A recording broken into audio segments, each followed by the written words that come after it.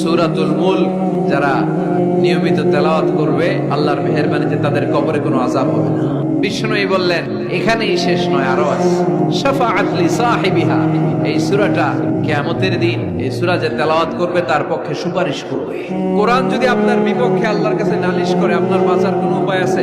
আপনার পিসাব আপনারে বাঁচাইতে পারবে? তাইলে আপনার দলের নেতা কেউ বাঁচাইতে পারবে আপনারে? কোরআন যেমনি আপনার বিরুদ্ধে দাঁড়ালে আপনারে বাঁচাতে পারবে না, কোরআন তেমনি আপনার পক্ষে দাঁড়ালে আল্লাহ আপনারে ফেলে দিতে পারবে না। কোরআন আপনার পক্ষে থাকলে আল্লাহ আপনাকে দয়া করবেনই। বিষ্ণু বলেছেন ইকরাউল কুরআন ফাইন্নাহু ইয়াতি ইয়াউমাল কিয়ামাতি শাফিআন লিআসহাবি। কোরআন তেলাওয়াত করো, কেননা কোরআনের তেলাওয়াত এটা কিয়ামতের দিন তোমার জন্য সুপারিশ হয়ে থাকবে। এজন্য বিষ্ণু বললেন যে ব্যক্তি সূরাতুল মুলক নিয়মিত তেলাওয়াত করবে, এই সূরাটা কিয়ামতের দিন ওই তেলাওয়াতকারীর জন্য আল্লাহর কাছে সুপারিশ করবে।